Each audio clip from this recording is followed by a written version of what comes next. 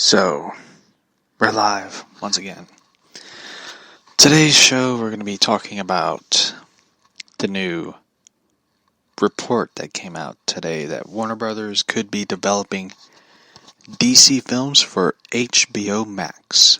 And we're going to find this creepy YouTube channel I recently stumbled upon called Poppy. I don't know what the hell it is, but we're going to find out. So, let's get the intro going, shall we?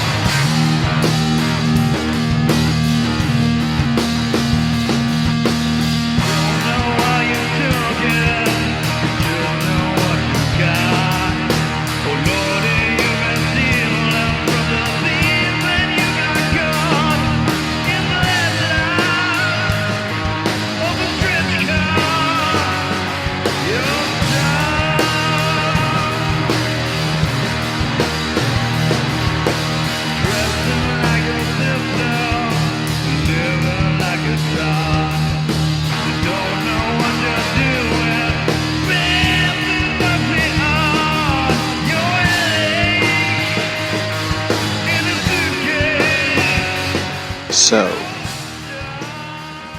that phone just went off. Anyway, it's kind of fascinating story about the DC films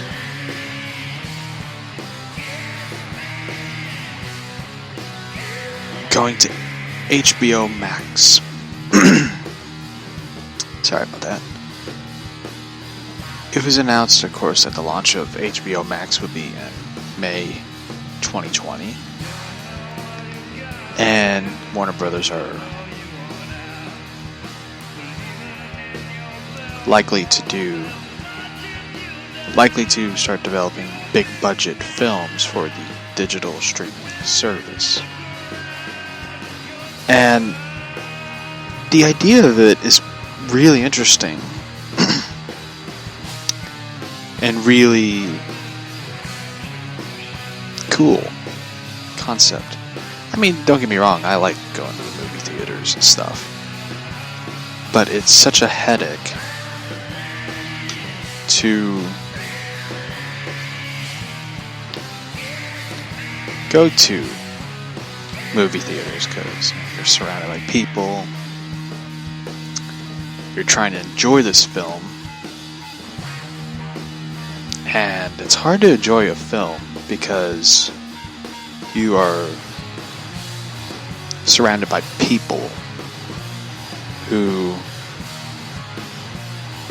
just they talk through theaters, they whisper, they talk a lot, and you're trying to enjoy this film, and you really can't. But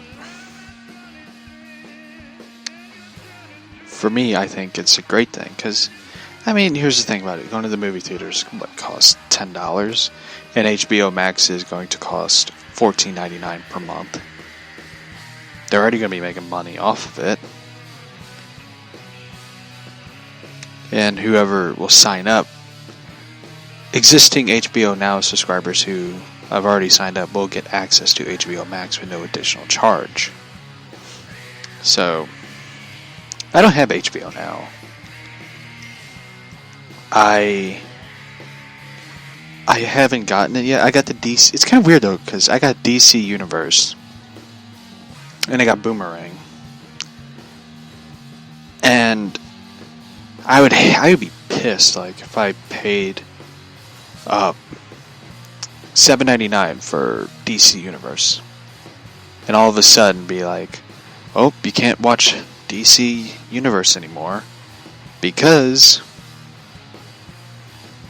it's merged with HBO Max. It's like, I gotta ask them that question. I'm gonna message HBO Max or Warner Brothers Media. That's where I'm gonna go. I'm gonna message them real quick.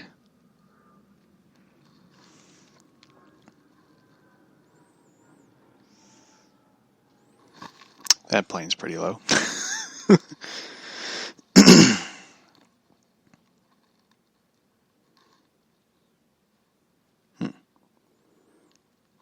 Damn, you can't message them.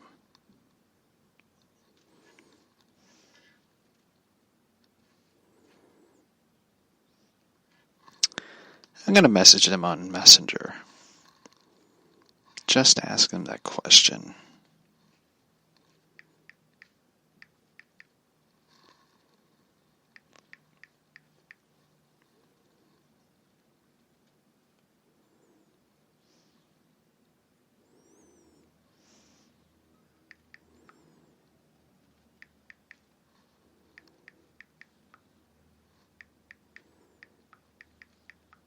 Hold on, I'm writing this question real quick. So bear with me.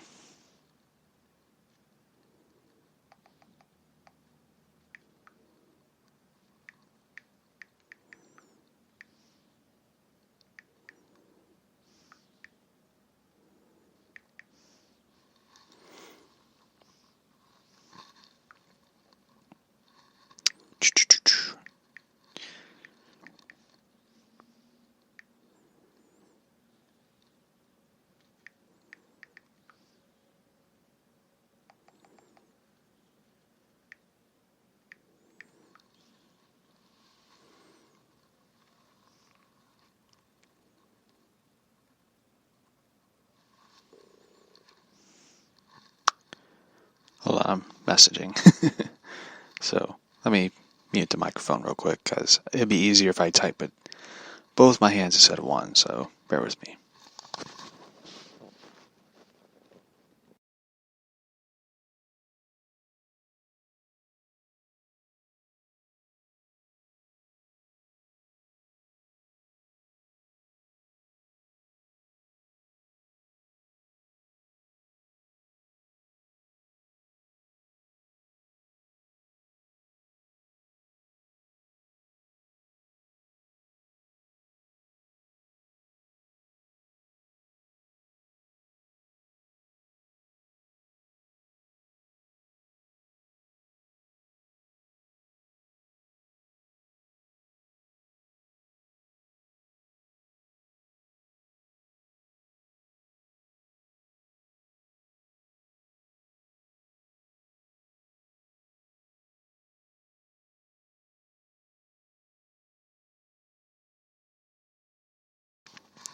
Hello.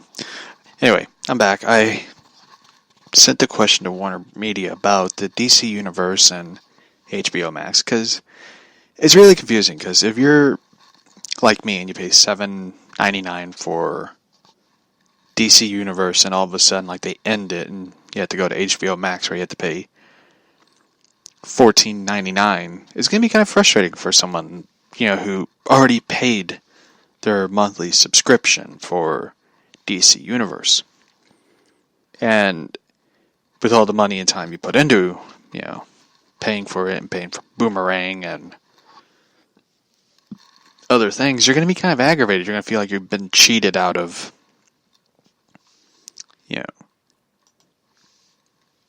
money for that. So it's a question, because it's interesting because with DC films now rumored to be streaming straight to, could be developed, for HBO Max with all these films, like, it's interesting and exciting to see that instead of going to the movie theater to watch, the next Batman film or the next Aquaman or Shazam or Wonder Woman, you could just watch it on HBO Max instead of getting up and going to the movie theater, which kind of takes the fun out of it.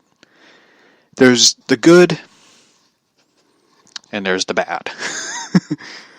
The good is you don't have to pay a lot of money to go to the theaters. The bad part is, you go to the theaters, you can't get popcorn or whatever. And I know a lot of people are like, well, you can make popcorn at home, but no. A movie theater popcorn is special. It's special. Something about the movie theater popcorn. Same way it goes with, like, popcorn at a theme park. It's special. Something about it. They must be putting something in it. I don't know what, but bear with me. It's good popcorn. And sometimes you get those collectible popcorn buckets or, soda cups or whatever. It's awesome. And I like it. I like the movie theater aspect. You could just go to the movie theaters, sit down, watch a movie, eat popcorn. It's fun. But HBO Max is kind of interesting because you can just relax on your bed and watch a movie. As lazy as that sounds. But for me, I like the rumors of it. Like they already greenlit a Green Lantern film in the works with HBO Max. Greg Berlanti's back. But Green Lantern, I know a lot of people are like, what do you mean back? Greg Berlanti did the Green Lantern movie with Ryan Reynolds. And we all know how that film went. Oh boy, that was a really shitty film.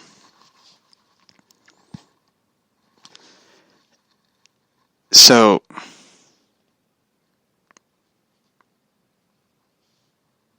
anyway. I'm not for it. The Green Lantern film. Because, here's the thing. I know a lot of people are going to be thinking I'm a jerk. But I am so fucking tired of Greg Berlanti involved in every DC show. I am really tired of him. I feel like every, damn DC show, they always have to go like, get Greg Berlanti. Get him on the show. And it's like, they put a lot of money and time, and they always put a lot of support in, like, Greg Berlanti can do this. Like, they already announced Strange Adventures with Adam Strange, the Green Lantern Corps. It's always annoying that they have to get Greg Berlanti into it. And, of course, they announced the other show, DC Superhero High. I don't know what it's about. I actually look more forward to that show. As weird as that sounds, because I know Adam Strange and the Strange Adventures, and I know the Green Lantern Corps. But one thing that I was hoping that with HBO Max and DC they would bring back Krypton or Gotham or something. I know both shows, Gotham ended on its final season and Krypton was canceled. And the thing about it is, I don't look forward to the Green Lantern show. I really don't. I don't look forward to it. I like Green Lantern. I like Jon Stewart. I always felt like Jon Stewart should be in a film instead of a TV show. It's really disappointing. And a lot of people always talk about, well, there needs to be black superheroes. It's like, what about Jon Stewart, Green Lantern? Like, that dude deserves a TV show or film. And for me, I think with Greg Berlanti, it's going to suck. In my opinion, it's going to suck. It's going to start out good. You're going to have the first good season. And the second season is going to be okay. It's not going to be good as the first one. Then the third season is going to become boring and repetitive and a straight up soap opera. That's how every Greg Berlanti show goes. It started out with The Flash. The Flash had a very good first season. It had an excellent second season. Then The Flash just went stupid. He decides, fuck it, I'm going to mess with every fucking world and universe. I'm going to go to different worlds. I'm going to screw everything up. Then I'm going to start crying. Because I have to cry. Then I have to sit down with everyone when they do their intervention. Even though it's called a group getting together, but it's an intervention. Telling me that it's going to be okay, Barry. Everything's going to be good. Everything's going to be great. You're the Flash. You can fix it. We're with you. Run, Barry, run. And he runs and, fixes everything after he fucked up everything. The Flash is really the villain.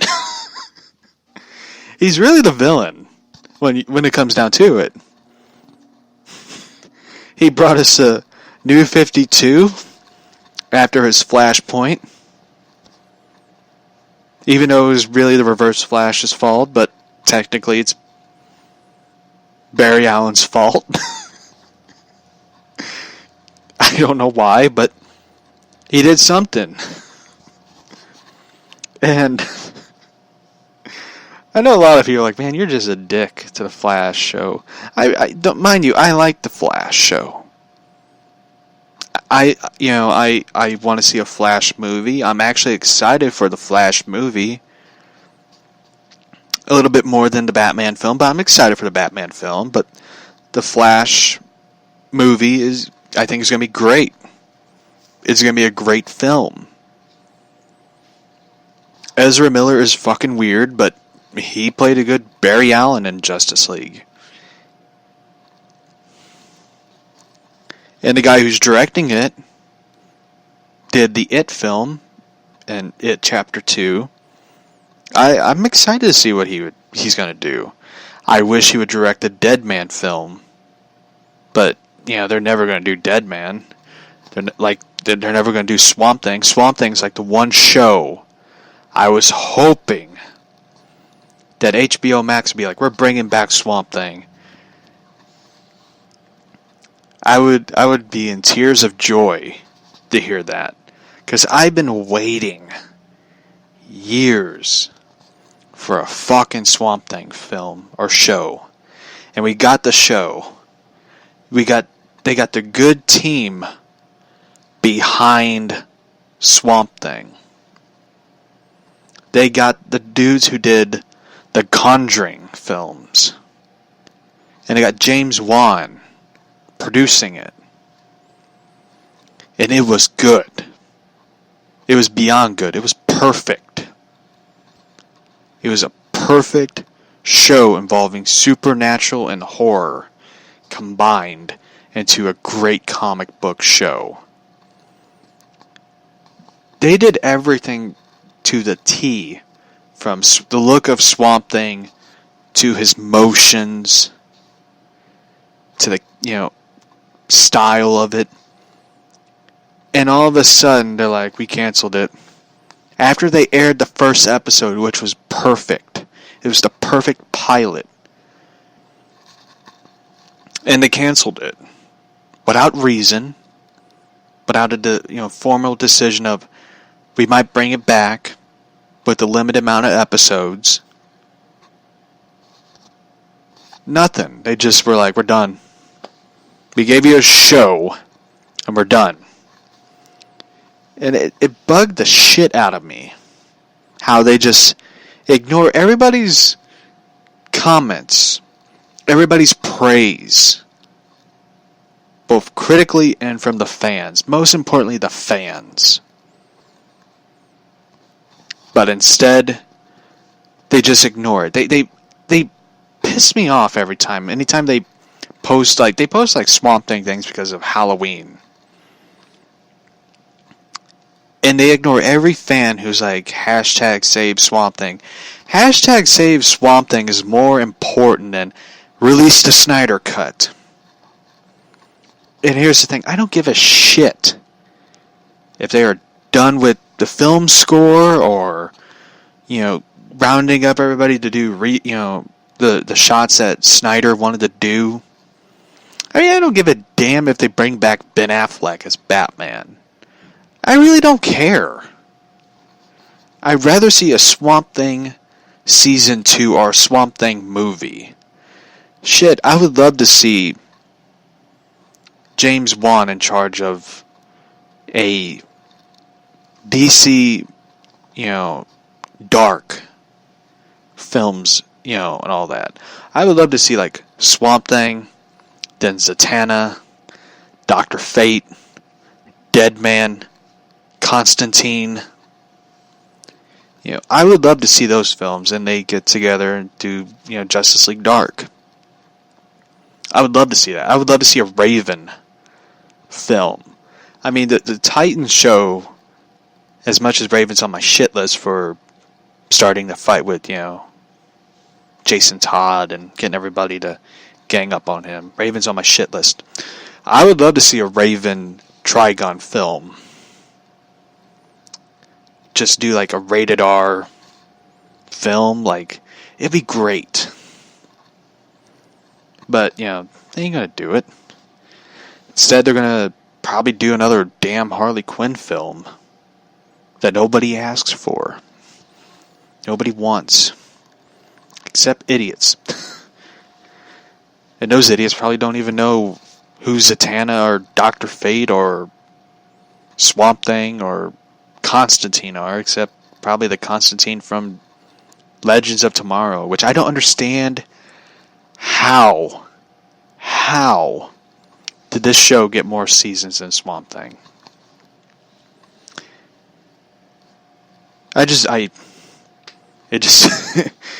It surprises me. So, anyway, I had to do my rant. I watched Swamp Thing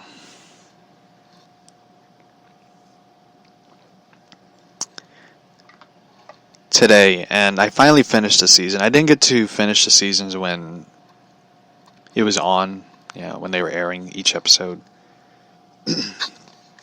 And it just bugged me. It just, it ended on a cliffhanger where the door can be open for another season. And hearing the stories of such thing as Constantine would be showing up, Zatanna, Deadman. Deadman's always one of those superheroes I always wanted to see on the big screen or television. And they also announced recently that Pennyworth would be back for its second season, which I'm happy for another season of Pennyworth. So, anyway, I always wanted to see Deadman. I remember they released concept art that when Guillermo del Toro, I think that's his name. I usually call him Del Toro because I don't have time to pronounce his first name.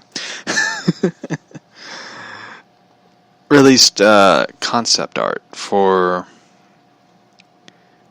Justice League Dark. When he was going to do it, when he said I'm going to direct Justice League Dark, which means Someday I will direct Justice League Dark because I have so many fucking projects in the works that I end up canceling half of them. I'm still waiting for the Haunted Mansion film. Thank you. And I'm doubtful they're ever going to do that. Del Toro is one of those directors that I always find annoying, even though a lot of people love him. It's like the time he was going to do the Hobbit film, and it got to the point where Peter Jackson's like, fuck it, I'll do it. I would love to see the conversation between them. Peter Jackson's like, come on, we need to do the Hobbit. Del Toro's like, we'll do it. We're gonna do it. And Jackson's like, fuck it, I'll do it. I always imagine that conversation being that. And I know a lot of people love Del Toro. They love his work, how great, how brilliant he is. He's like one of the most overrated directors, in my opinion. He's the guy who will be like, I'm doing this project, and this project. Like, he announced a while back. Let me find when he...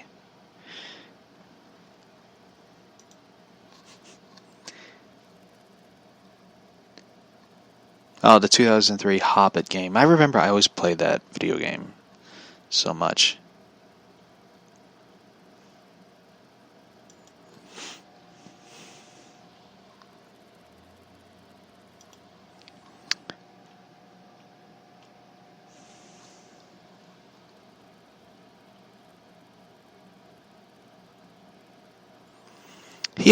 Del Toro announced, way back, that he was going to do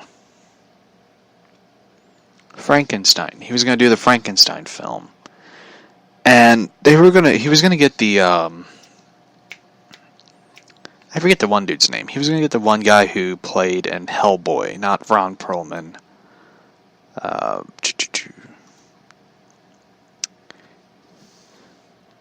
Doug Jones to play Frankenstein's monster.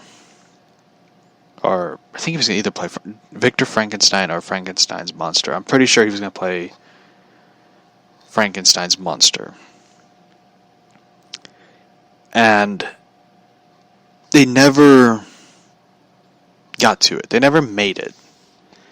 Which, bugged the fuck out of me. Because I love the Frankenstein story. It's one of my favorite novels by Mary Shelley. And I was waiting for this film. I was like, oh, this is going to be a good film. Del Toro, he did Hellboy, Hellboy 2. I love those films. They're great. And they never made it.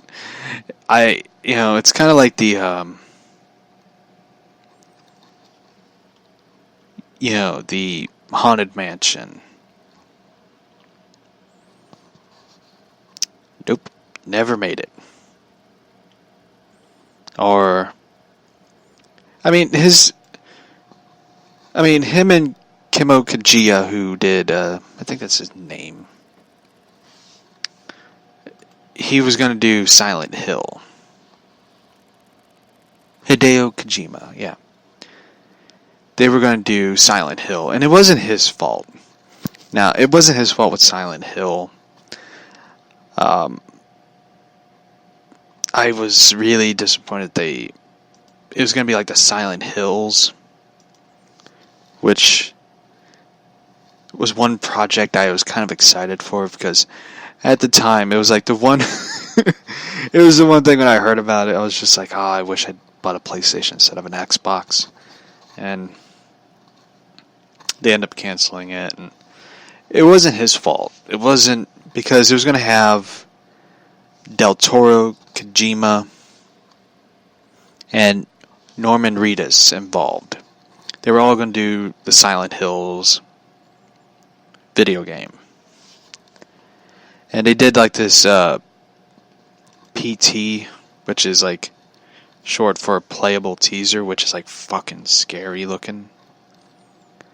It's to the point where it's scary looking, where you're in this house and all of a sudden you're like being followed and stalked by this spirit or something. It was like really creepy. And they just never... I forget what happened to it. I think it ended up being canceled because over, Konami and Kojima, issues or something. Conflicts or something.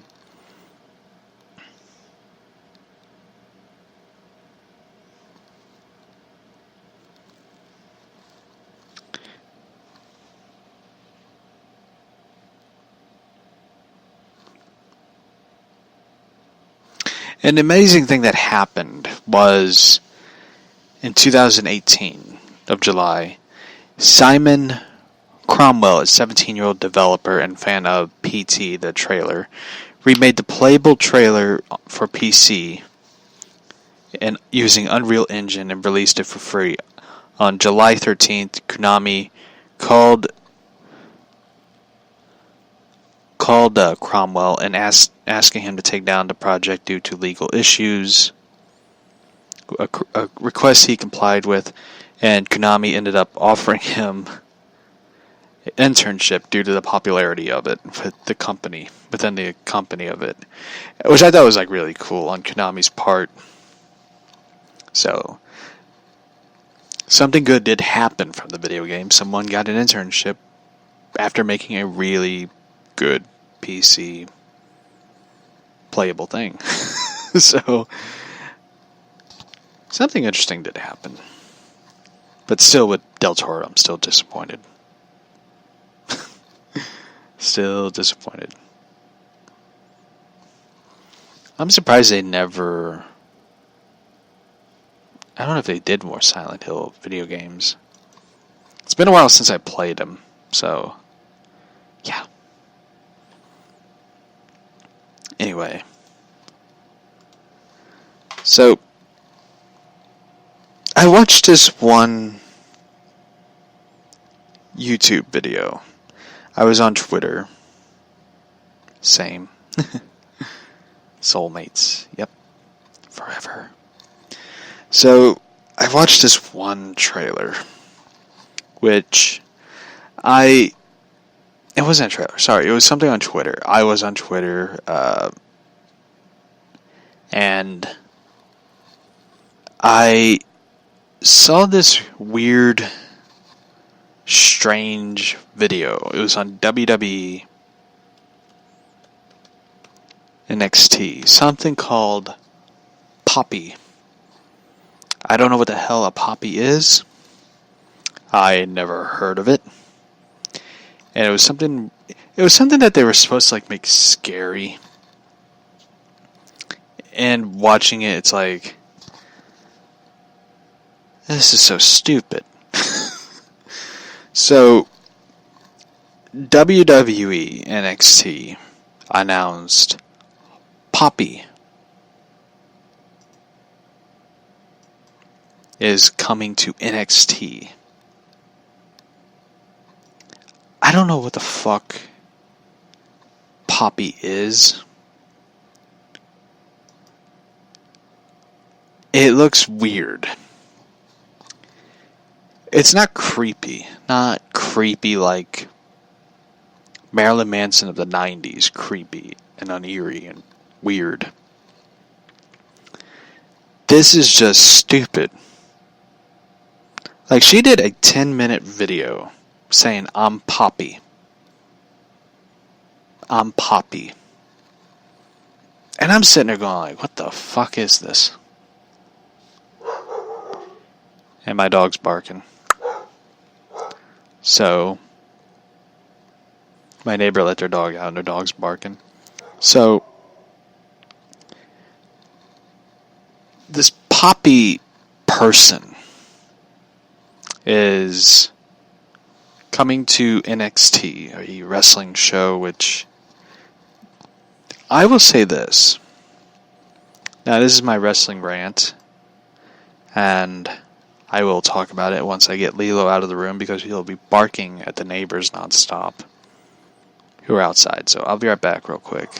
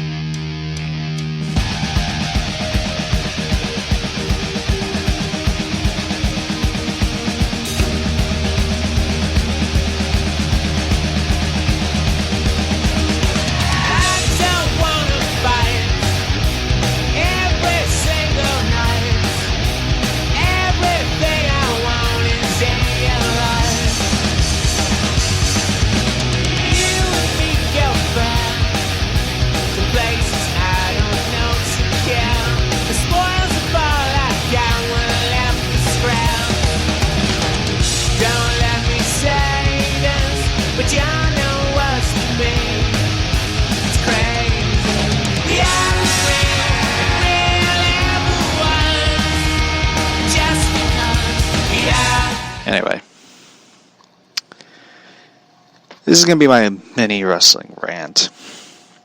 I don't know why, I'm kind of in a mood of ranting.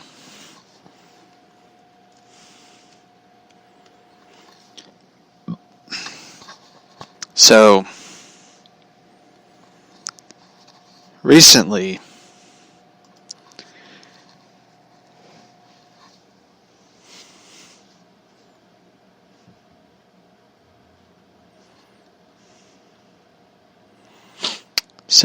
anyway, there's been a lot of crazy things happening with WWE. They're reaching out to this Poppy person. I don't know what the hell a Poppy is, so mind you.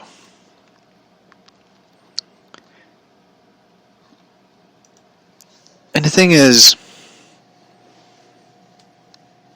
they might as well be worried about what's going on with their show instead of we need to bring in this person to boost up the ratings because we're getting killed by AEW.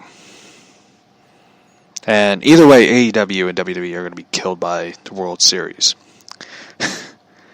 Because, it's a good game going on between the Astros and the Nationals, and I'm hoping the Astros win. Because I don't like the Nationals. The Nationals beat the Cardinals, so I'm hoping for the Astros to win. Because, I hate the Houston Astros, but, Anyway. There's been a lot of number of NXT stars reportedly seeking for their WWE exits due to poor pay and broken promises. And here's the thing. You really can't blame them for wanting to get out because of poor pay and broken promises. NXT is supposed to be this developmental program for these people to go to Monday Night Raw or SmackDown. It ain't going to happen because they moved NXT to make it a third brand from the WWE Network to the USA Network, which kind of pissed me off because I have the WWE Network, and it really aggravated me because it's what the hell's the point of paying $9.99 if there's not any original programs? It's basically WWE on demand. You can watch old programs, which I have nothing against it. I mostly don't watch it because I really don't watch anything on TV that much. Mostly my dad and my second oldest niece watch WWE. They usually use my account to watch WWE, which I don't care. I do occasionally watch some wrestling matches. I watch the best of Sting. Sting wrestling. I sometimes even look up old Attitude Era stuff, which I end up watching going what the hell was I thinking as a kid watching this? So, for me, it's really annoying that they took something that was original and they moved it to the USA Network, which I can't blame them. I can't be angry at them because they signed somewhere in the neighborhood of $30 to $100 million per year to play it on the USA Network with TV rights, fees, deal, expected NXT stars. It was expected for NXT superstars to benefit from the deal. They were supposed to make pay raise. They ain't getting it. Instead, they paid this boxer, I forget what the hell his name. He goes by Gypsy. They paid him $15 million to do one match in Saudi Arabia for Crown Jewel. I sometimes wonder, now, mind you, I ain't in business. You pay someone $15 million. This dude is making more money than Robert Pattinson is going to make for Batman. And Pattinson's being paid $5 million to play Batman. I don't know why, but, you know. Anyway. You pay this guy $15 million. $15 million, you could sign multiple people in that deal. The broken promises thing, I don't know what it is. It could be that they were promised to be in the main roster in a couple years or something.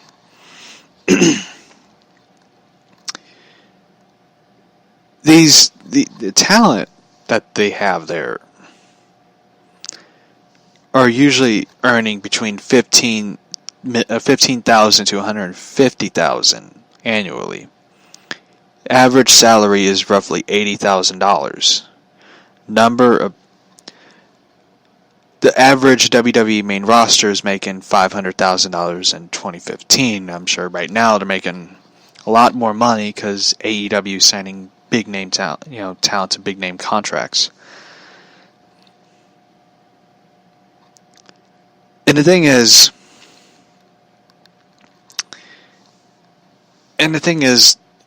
a lot of these people, I don't know what they have to complain about. Shit, I would love to be paid $50,000 to $150,000. I would love to be paid that. I would love to be paid that doing a podcast, but still gotta wait for that one. I'm getting money for the podcast. I'll admit. It's not bad though, but still, it's frustrating to hear that from for people who moved from their homes to all the way to Florida. I don't know why they moved to Florida. I remember this joke someone once said about Florida. They described it as God's waiting room. Because that's where most people who are older retire down in Florida. They stay in their air conditioning homes. They don't go outside because it's too hot. So, I feel bad for the NXT talent. Because watching the NXT programs recently, they're boring. I mean, they're not awful as Monday Night Raw or SmackDown. I tell you one thing. It is frustrating to hear that. It's more frustrating to hear that they're bringing in somebody you don't even know. You don't even know who the hell this Poppy is. Like, I watched a video, and it's cringe-reducing. It is cringy as bad as can be. So, anyway.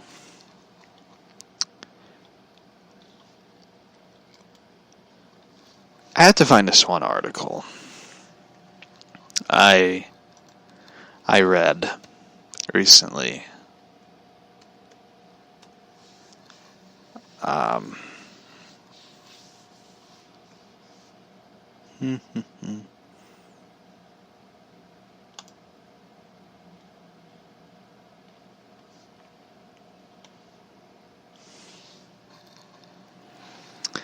An article was written about Robert Pattinson, writing why Robert Pattinson's Batman will be great for indie cinema, according to the Lighthouse director. I haven't seen the Lighthouse film. I seen trailers. I watched a clip of it, and watching it made me go like, man, I wish William Dafoe could be in Batman.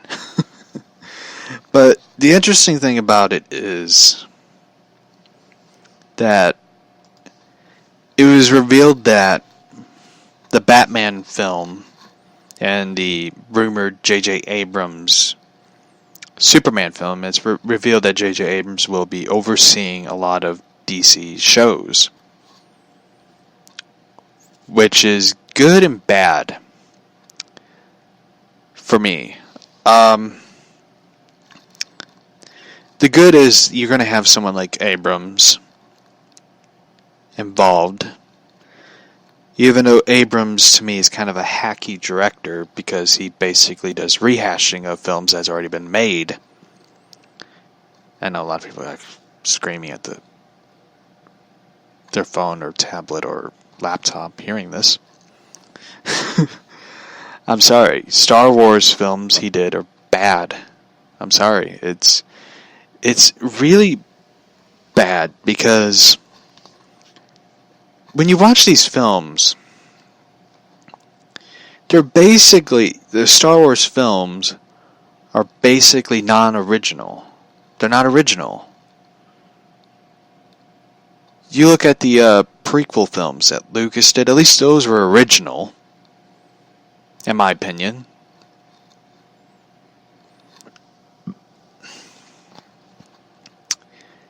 But the Abrams,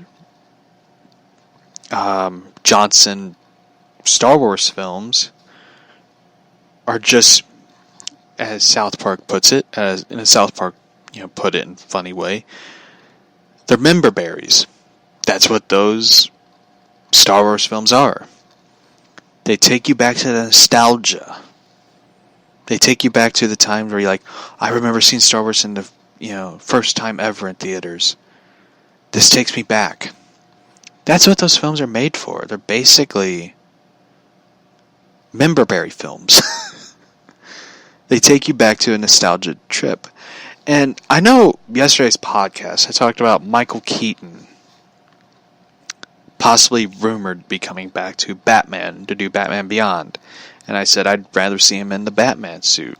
Him as Batman doing a long-awaited Batman Returns sequel. And it hit me after the show where I was like, I want to see nostalgia. It kind of took me back to that. It made me go like, I always criticize people who like the new Star Wars films because they're nostalgia trips. I just realized I want to see a nostalgia Batman trip. It just made me realize that. And the thing is, I would love to see a long-awaited Batman Returns sequel with Michael Keaton, Michelle Pfeiffer, somehow bring Jack Nicholson back, which most likely will never happen because he's officially retired from acting. And it just made me go I really don't want to see another Keaton Batman film as badly as I want to, but I realize that it's never going to happen. Now, the Star Wars films, there's nothing original about the new. Of course, the Last Jedi and the Skywalker film. Last Jedi, of course, was shit. Shit that should not be. Yeah, I took it from Hollywood Babylon. Give me a break. But the Skywalker film doesn't even look that good, in my opinion. The trailer is good. It's not great. It's not phenomenal. It's not excellent or amazing. It just looks good. There's nothing memorable about it. I don't know how in the hell the Death Star is in the film.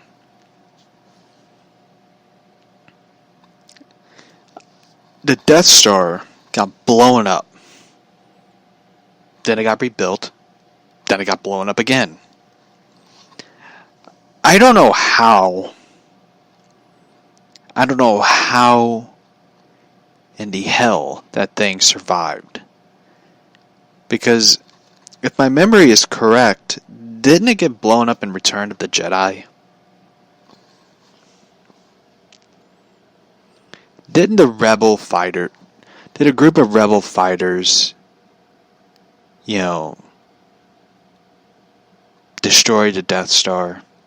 Didn't a Falcon, drive out of, the Death Star? And Luke escapes in the shuttle with his father's body and Stormtrooper. The station gets, explodes and whatever.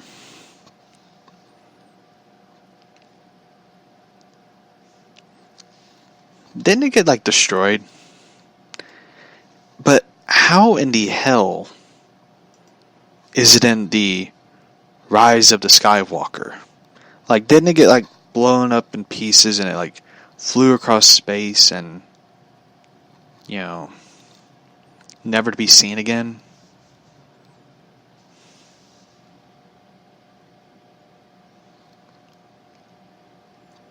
Now, mind you, I am not the biggest Star Wars fanatic. I'm not like my dad, who is a diehard Star Wars fan who knows a lot of... He really likes the original trilogy. He likes some of the prequel films, but he likes the original trilogy.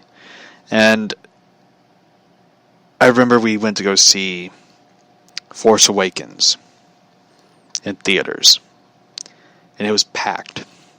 I told the story before, but I really like telling it. I remember it was, spoiler alert, by the way, spoiler alert, Han Solo dies. And I remember sitting there, and we all kind of knew it was going to happen. The way he talked to Kylo Ren. And I remember all of a sudden, the scene, Kylo Ren stabs Han Solo with the, his lightsaber. I remember the entire theater was quiet. It was silent. Everyone was shocked but couldn't say anything. And all of a sudden, I hear a voice sitting next to me going "Oh, that is bullshit." And I looked over, and it's my dad just pissed about it. And he goes, "Did you see that?" I was like, "Yeah." He goes, "Oh, that is bullshit. Those fuckers. They say J.J. Abrams is supposed to be the great director. Well, that's bullshit." And he was mad. I'm just sitting there. Luckily, I'm at the end of the seats, near the wall. I'm just sitting there going "Oh, man." And I'm just "Oh, God. This is going to be bad when we get out of here." Luckily, everyone agreed with him about how stupid that scene was. I was more pissed about Luke Skywalker being at the end of the movie than anything. And as much as I don't like Mark Hamill, I like Mark Hamill as Luke and the Joker. I just don't like Mark Hamill in politics. I just wish everyone could be like Michael Caine. Peaceful, nice. Even though Michael Caine is a national treasure to this world. He doesn't get involved in politics. He doesn't really care. But I remember a scene where the lightsaber moves as, in the forest, the snow and all that. I remember going "Oh man, this is going to be so awesome. The lightsaber's going to live up and it's going to be in Luke's hand. Oh, I'm excited." And all of a sudden, it goes in Rey's hand. I'm like, what the fuck? I have nothing against Rey. She didn't do the lightsaber training. She didn't learn from a Jedi master. She didn't do any of that. None of it. She didn't do the training like Luke had to do. Or Anakin. I don't know why they have to make the Mary Sue in Star Wars. I don't know why they have to do that. And sitting through this, I was aggravated when I got to the ending. There's Luke standing on a rock, angry looking. And for me, it just aggravated me. Like, they wrote Luke in a way that they never written him before. And George Lucas did an amazing job writing. Now, do I think Star Wars films are dead? Yeah. I don't think it's pointless to make any more Star Wars films. Because when you look at them, they really, really, really ran them into the ground. With all this,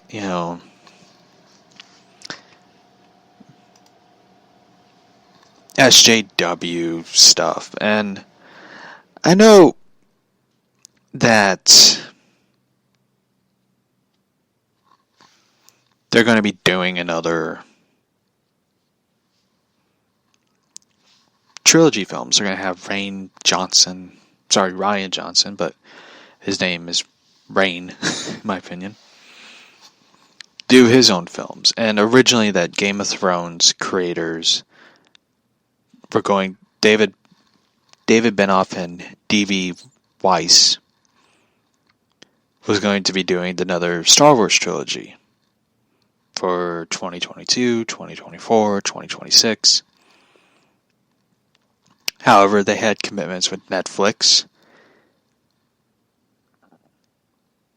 and they left to do Netflix. And of course, they have Kevin Feige developing a new Star Wars film. And I know there's a lot of people who are excited because they love Kevin Feige. Kevin Feige can do nothing wrong. He's perfect.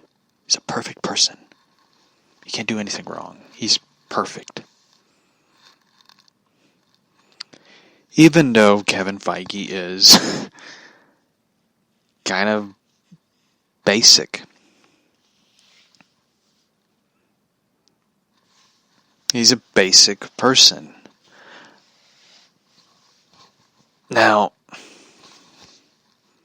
I know there's some people who like Kevin Feige and they, hail him as a king. But let's be honest.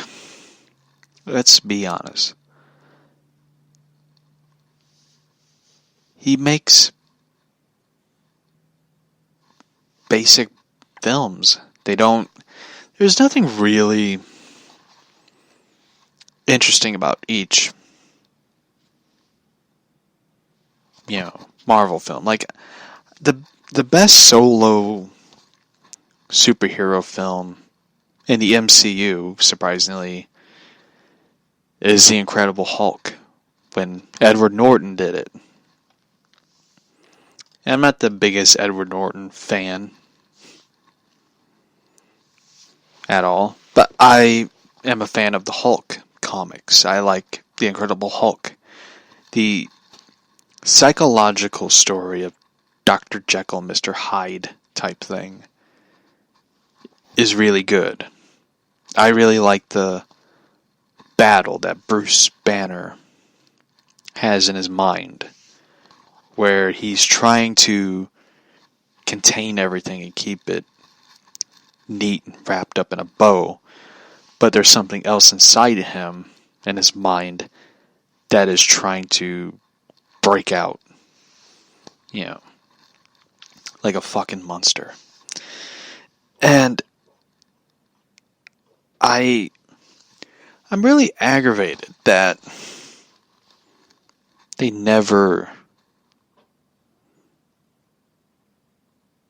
never really done another Hulk film. They never really gotten around to,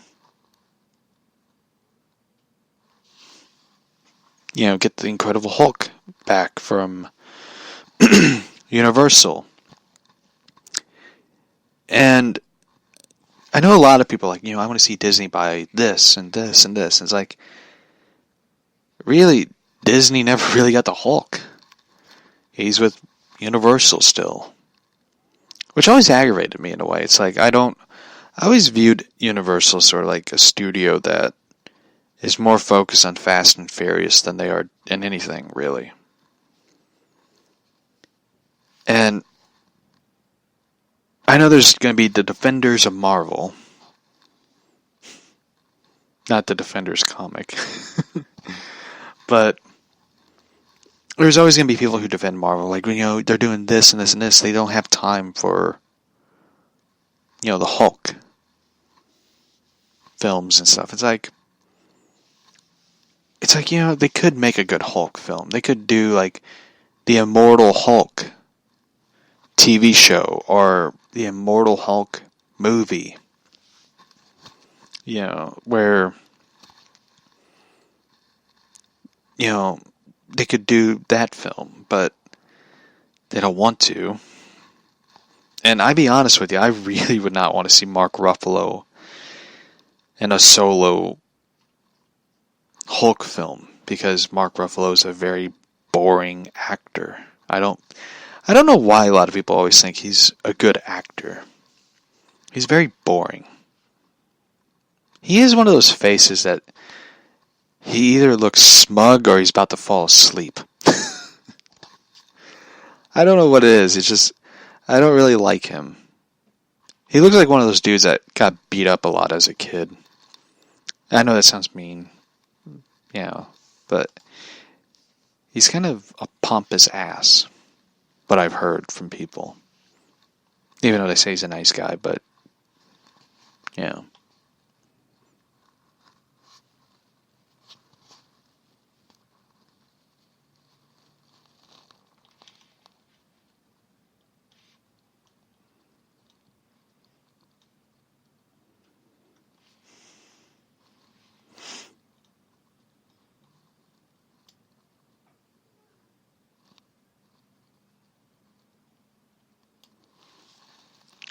So, anyway.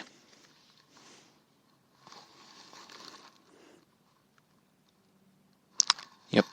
I'm just reading something real quick on my phone. So, I've been asked this question about, has there been any updates to the crazy story involving that couple and the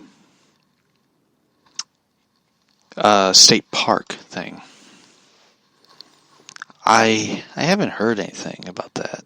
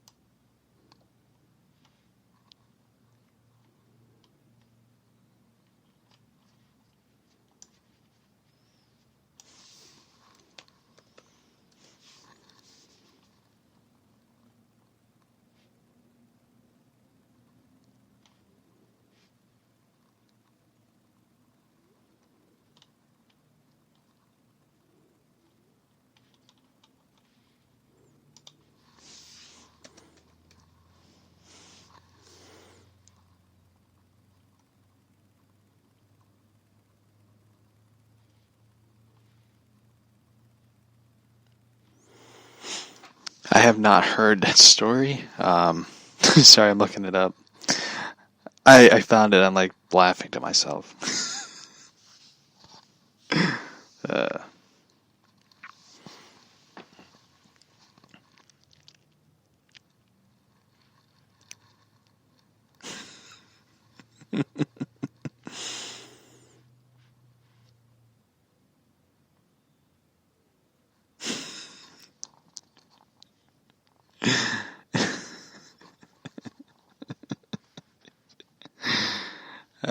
Shit.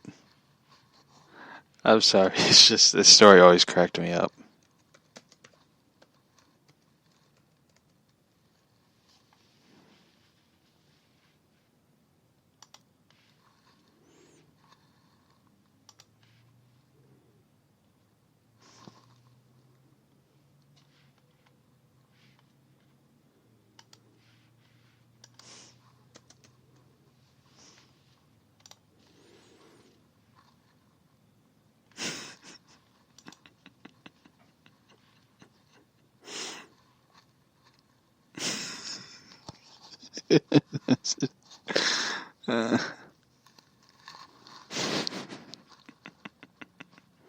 Oh, here it is. Here's an update I got from it. I'm sorry, I'm just like laughing. State drops charges against the elderly Fairfield couple accused of lewd behavior. I have to admit, that is a nice park, by the way. They got like little, creek, the little creek where the little waterfall and all that. That's, it's a nice park. I mean, who could blame people from going there, So, state prosecutors dropped charges today on Tuesday against the Fairfield couple accused of exhibiting lewd behavior in their car at the Fairfield Park earlier this month. Supervising Assistant State Attorney nulled second-degree charges, which breach of peace charges against 82-year-old Richard Butler and his 85-year-old wife, Joyce Butler, without comment. Under the null, the state will not pursue prosecution within 13 months. The case was dismissed. The Butlers had permission not to be present in court and could not be reached for comment.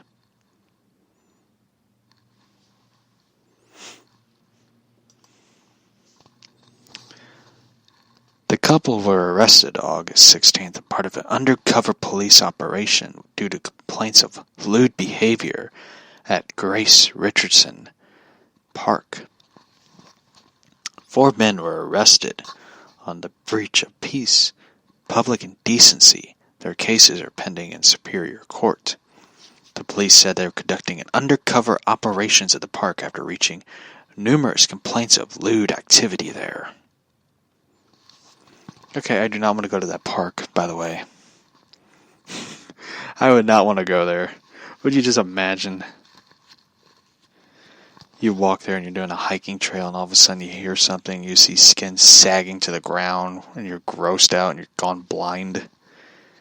You can't see anything.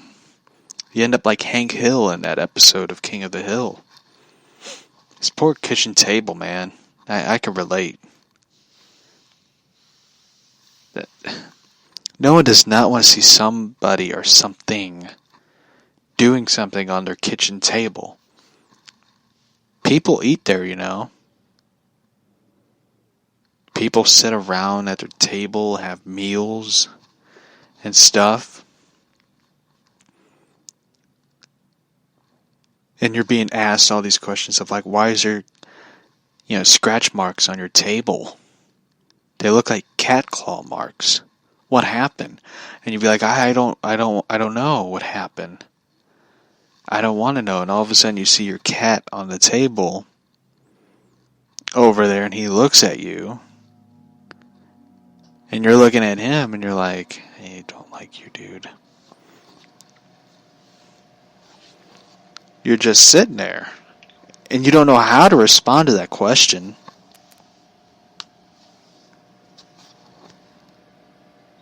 Because in your mind, you're trying to erase what happened. And people bring it up. You have to throw the table out. You have to get rid of it. Because you don't want it no more. You don't want that table.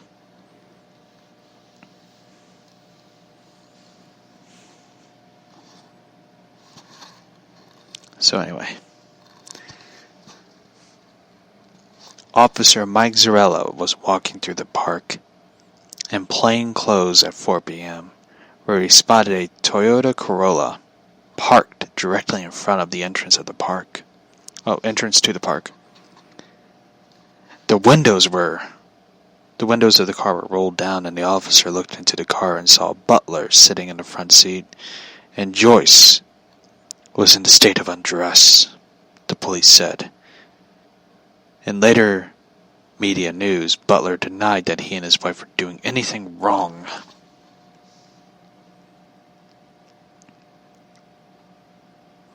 They got so many damn ads on this website.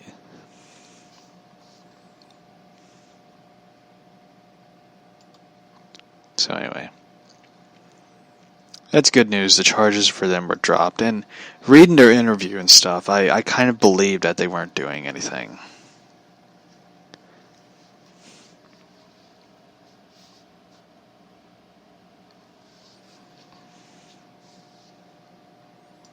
You know, I believe that they weren't doing anything. I feel like they were just accused of the wrong thing at the wrong time, you know.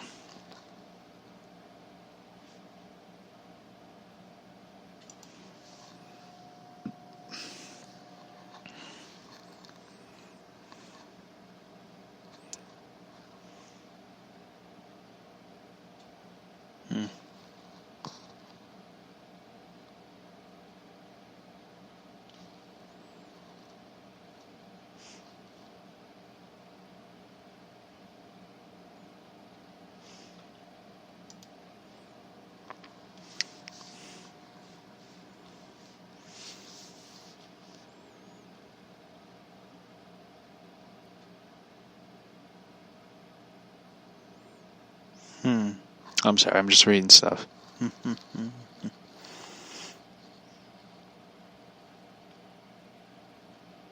What? Oh, this one's pretty funny. I gotta read this one. Florida woman who wanted to eat more than her fair share of tomatoes at dinner table will be facing felony charges for allegedly assaulting elderly relatives when she threw a tomato at them. What the? Katie J. Gates, 19, was allegedly charged for increased when she was denied of throwing tomatoes at her relatives.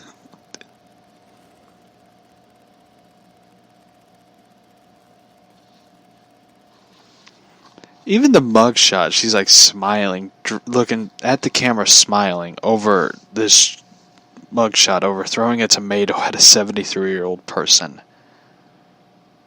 This is stupid. This is the stupidest thing I have ever read. And I read some stupid things in my life.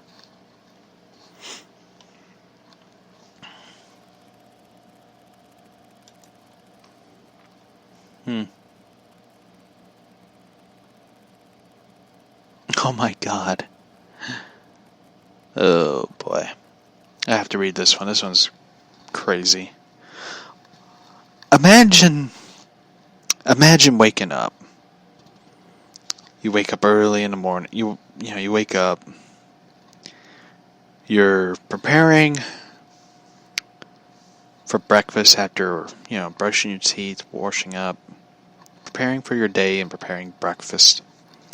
When all of a sudden, you look out the window in your backyard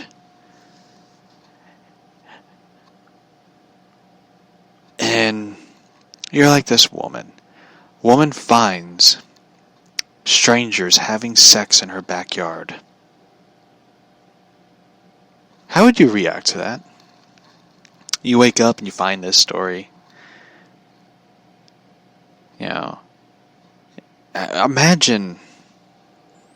Imagine seeing something you don't want to see. And you're trying to unsee it.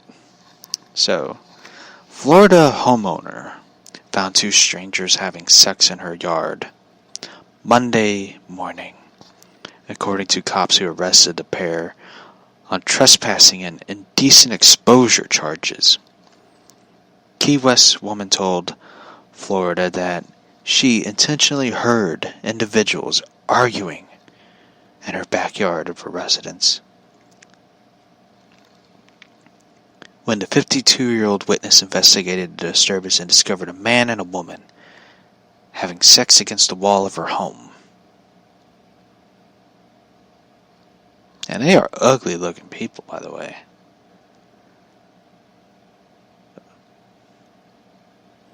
Just ugly looking. I mean, the woman looks like a dude.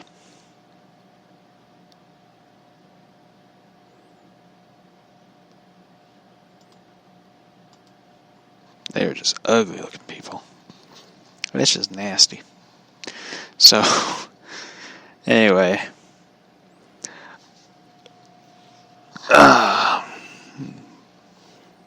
Is there going to be a tomorrow podcast? I don't know. I mean, it's Halloween. I don't want to record a show, disturbing everybody under Halloween. I mean, Halloween's a very important, fun holiday. I wouldn't say important, but it's a fun holiday. But to me, it's important. It's an important holiday to have fun, get scared, have fun. It's a good holiday, and I will say this.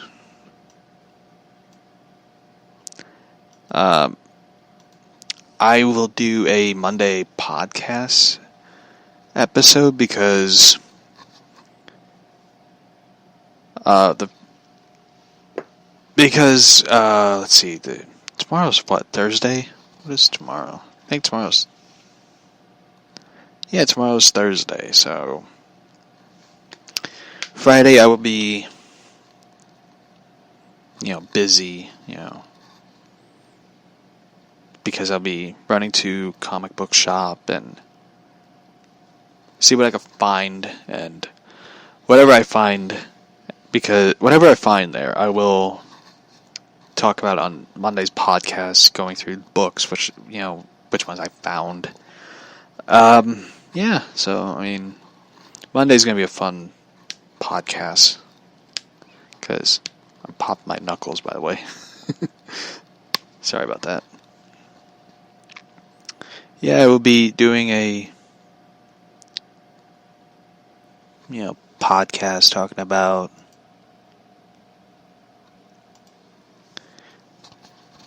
what books I found. I'm looking for, the Injustice books. Like, I forget, I think I have, Injustice 1, Year 1, Year 2, and Year 4. Because I thought it was Year 3, and I didn't see the small print where it says 4. And I really enjoy those. The Injustice comics are my favorite stories. I wish they would do more. I know they finished up 2, Injustice 2, and now they're waiting for the third one. If they ever make a third one, which most likely they will. But I enjoyed the video game Injustice 2, but I really love the first one. The first one's more fun. The second one is a pain in the ass. I really had no enjoyment of it, because I was so tired of the whole loot box thing. They did this whole loot box shit, and there's other characters, and they're you have to download these characters, and you have to spend all these. It was so annoying. The one character I got out of it, from the, it was 2 of them I got out of it. I got the Flash and Mr. Freeze. Reverse, the Jay Garrett Flash and Mr. Freeze.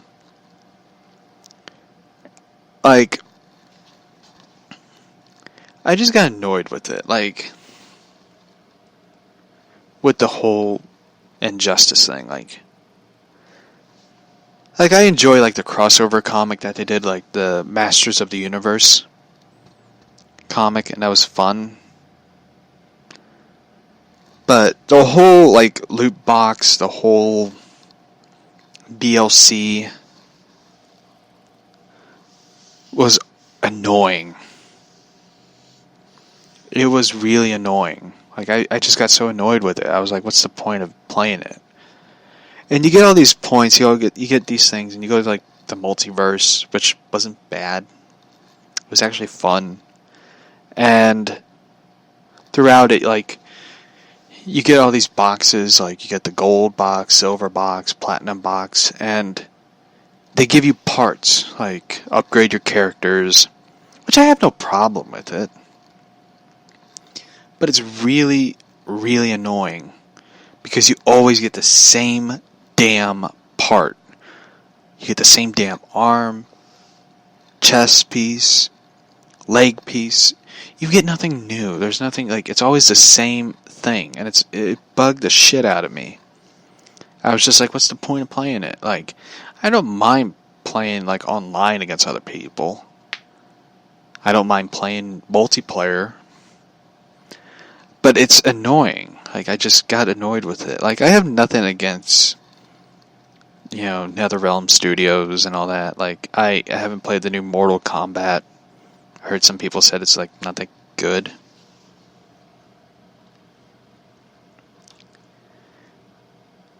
But, for me, I rather wait for, like, the next Arkham video game. Or the next DC video game, whatever they do. I hope it's another Batman video game. They really need to make another one. They really do need to make another Batman video game.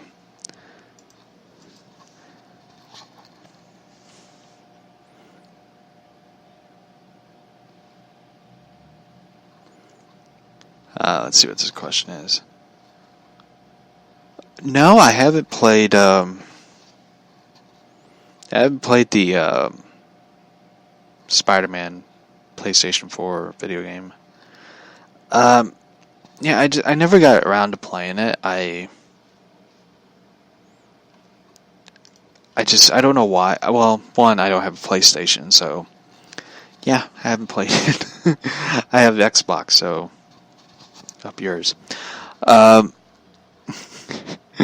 Yeah, I never got to play it, so I mean, I heard from my my brother-in-law. He said it's a really cool game and stuff, and it doesn't look bad. It looks pretty good. I'm still waiting for the Batman video game. That's the one thing I want, is another Batman video game.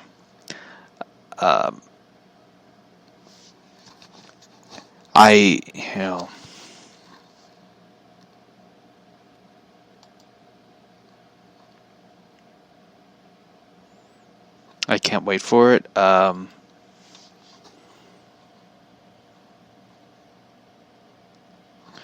know there's, rumors that it'll be the Court of Owls, and,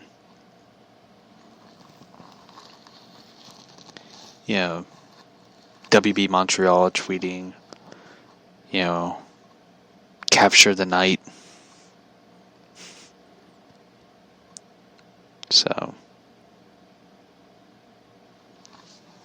So, anyway, yeah, I think it's going to be a cool video game later down the road, so, yeah.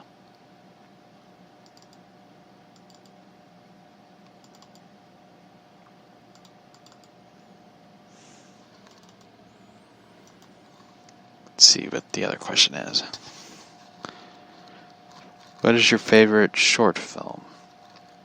Oh, favorite comic book short film. I really enjoy the Batman Dead End.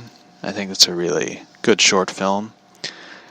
Done by a brilliant director who I wish that they would let him direct a episode of Titans or a Batman film or really any film, to be honest, any comic book film, to be honest.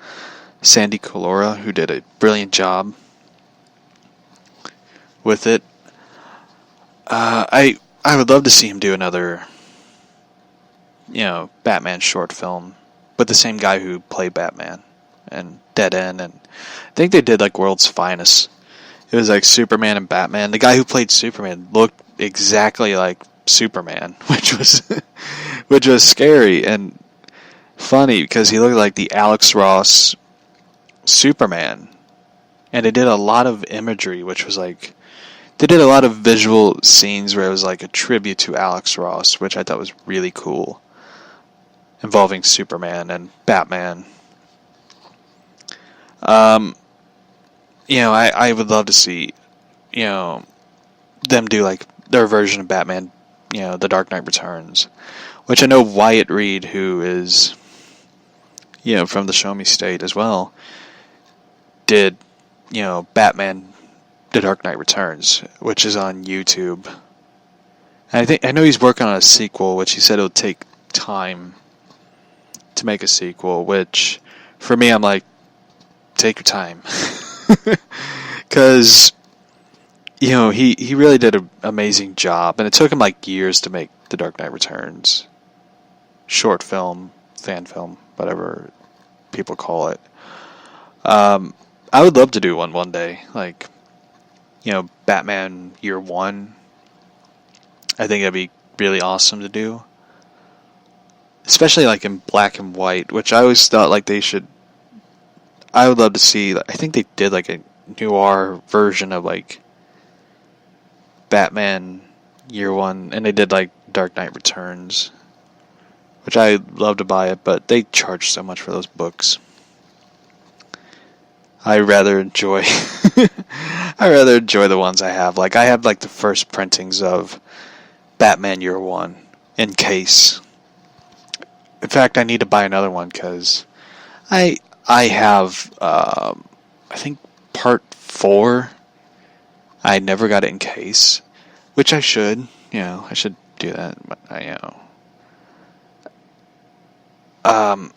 even though I don't want to put it in a case because there's like some smudges and stuff on the cover, but I really don't care. I really love the artwork. I love the black and white cover of it. So, yeah. I mean, I love Batman Year One. It's like my absolute favorite comic. I have like... It's funny though, I have like 2 different versions of Batman Year One. I have the original prints and the first prints of the comic, and I have the first ever printing of the graphic novel book of Batman Year One. The reason why it's so special is because it's published by WB Books instead of DC Comics. Which is always funny, which I always like because it's like it's done by WB Books instead of like DC Comics. Even though it has like the DC Comics logo on it, but you see like WB Books, and it's like anytime you look at a trade paperback, there's never WB in the books. Like I mean it is like in the all, rights reserved to like Warner Brothers, but you never see it on the book, the outside cover, on the spine of the book. You never see that. So for me, I really like that. I think that's what makes it kind of unique and special because it's really rare. Plus, it was like, I think it was like published in 1988. I think a year after Year One came out in comics. It came out in 1987, so yeah, it's like one of the first trade paperback.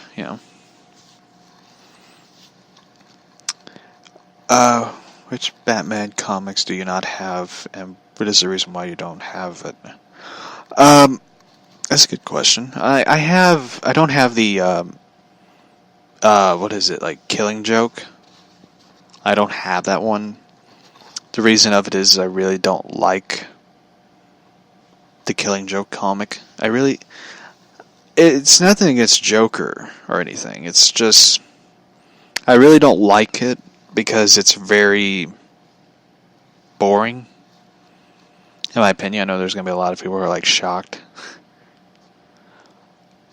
I really don't like the comic. I feel like it's kind of like Alan Moore's weakest written comic. I feel like he really didn't do what, he did with Watchmen or V for Vendetta or anything. It's very weak. It's a very weak story. Like, I know there's going to be some people who are going to be like saying it's stupid to say that because it's Joker. You get to find out his origin, yada, yada, yada.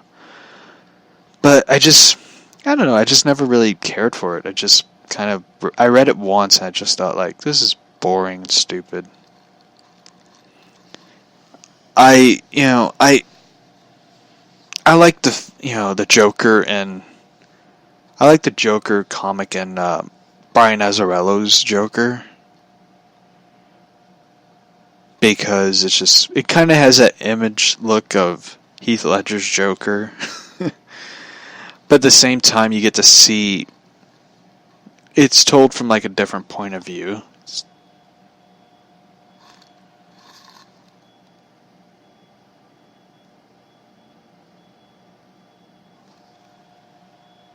Well, that's weird. I hear like some smoke detector going off. It's not even mine. Oh, it's a truck backing up. Sorry.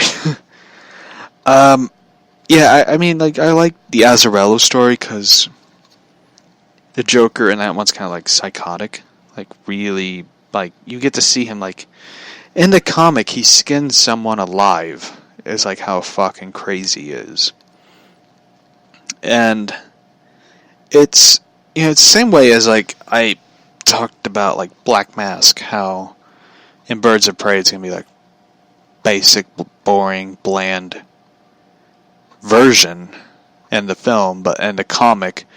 I mean, it was really crazy how he was written in the comic to the point where Catwoman murders Black Mask. Like, she kills him for what he did to her sister and by torturing her. Like, Black Mask in the comic kidnaps Selena Kyle's sister and her husband, murders her husband in front of her, and forces her to eat him, cannibalize him as torture, further torture to this woman. And Selena Kyle ends up murdering Black Mask for what he did. It was crazy. And you read that in the comics and you're like, why can't we get this dude in the film? And you realize, well, it's going to be rated R, violent, crazy, disturbing. It's a comic book, think about the children. So it was, it's a crazy thing. It's like the craziest version of the Joker, which now is Joaquin Phoenix. Heath Ledger's Joker, is legendary, basically. Get it? Ledger, legendary, So the Alan Moore version of the Joker, which I have nothing against Alan Moore's version. I think Alan Moore's a, crazy guy. I don't want to say it to his face because he might cast a spell on me. But I'm kidding, by the way. I wouldn't say it to him, though, but I would love to hear a lecture from him, like him talking about comics, and I would love to see him and George R.R. Martin have a conversation. Because George R.R. Martin talks about comics, and he's really into it. I would love to see him write a comic, to be honest. I would love to. I would love to see him write, Adam Strange. It'd be interesting, but, I know a lot of people are harping on him for taking his time with Game of Thrones book, which I don't know why. Hold on, I need to get something to drink. Alright, I'm back. So anyway, I don't know why a lot of people harp on him for taking his time on Game of Thrones. I think it's great for him to take his time writing his next novel, because that shows dedication and craft to a writer. He takes his time. He doesn't throw his book out there like J.K. Rowling or anything. I think he's I never read his novels. I know a lot of people are saying, like, you should read his novels, they're really good, but I never got around to it because I don't want to put... I'm one of those people, like, the last time I ever put my time and patience and stuff into a novel series was Harry Potter. And after I finished up those books, I was just like, I'm done. I did like the Yoda thing where I'm tired and just... But I did read a novel titled The Old Man and the Sea, which is really good, by the way. It's a really good novel. I never read it before in my life. And one day I decided, like, I'm going to read this book, and it was really good. The Old Man and the Sea by Hemingway. Ernest Hemingway. And it was a really good book. I read it, and I thought it was a classic, like. So, yeah.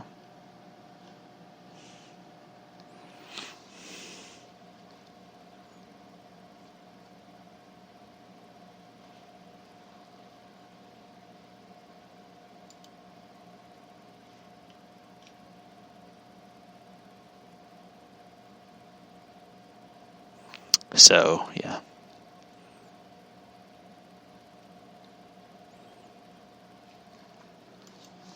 Anyway, what is one book I never read? What is it? I remember the one book I never read in my life. It was the, what was that one book?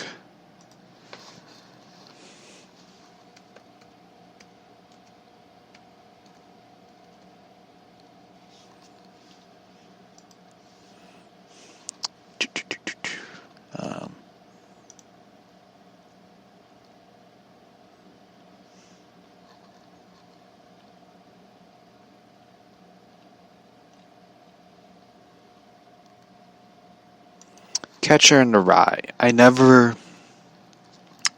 That's the one book I never read in my life, was The Catcher in the Rye. Like, one thing that I never read it, but the one thing that always bugged me was how they, censorship, how they want to censor the book because of vulgar language, and including sexual references and blasphemy and undermining family values, moral code, and encourage of rebellion, and that. I'm always aggravated with they want to censor that book. How they want to get rid of it,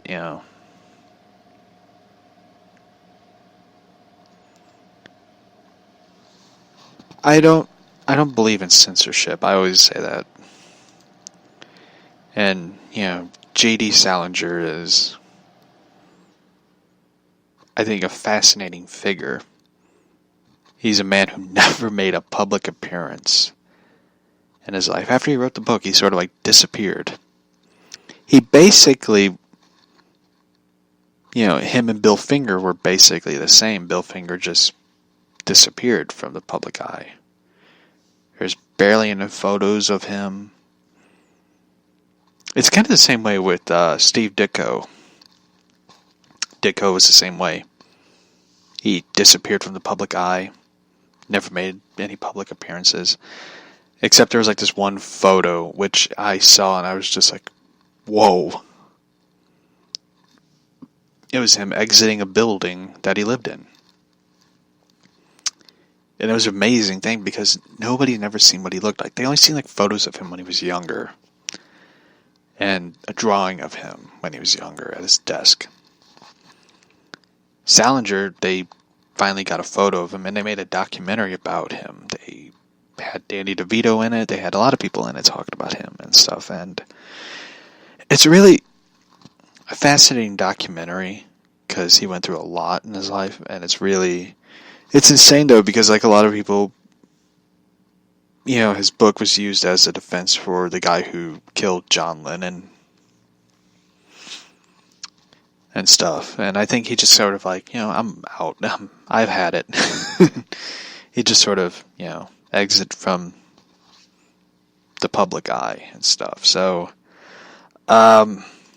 anyway, I'm wrapping up the podcast right now. I'm going to chill, relax, watch a little bit of It's Always Sunny in Philadelphia. It's pretty funny, though. It's the episode where Frank is...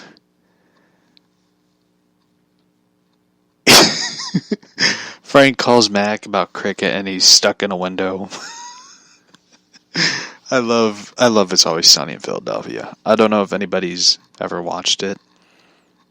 Anything with Danny DeVito in, I'll watch it, except the movie Matilda. I will not watch that film. I find it really irritatingly annoying. Nothing against the film. Let's just say I've seen it too many times in my childhood to the point where I just don't want to watch it again. So, anyway, this is the final part of the podcast where the final thoughts. I have to say, I hope everyone has a wonderful Halloween tomorrow. I might do a podcast tomorrow. I don't know. I know a lot of people are asking, but I kind of want to do a Monday podcast where I talk about comics I bought and review and stuff and whatever. So, I hope everyone has a wonderful Halloween tomorrow. Have fun. Do trick-or-treating. I don't know what people are going to do. Halloween. Get scared is basically what it is. So, I hope everybody has a fantastic Halloween tomorrow. If you see Michael Myers, just run. Kidding. Kind of a corny joke, but yeah. Anyway, have a kick-ass tomorrow on Halloween. So, see you all tomorrow or Monday. I don't know. Kind of going for Monday. So, I'll see you all tomorrow or Monday. Bye.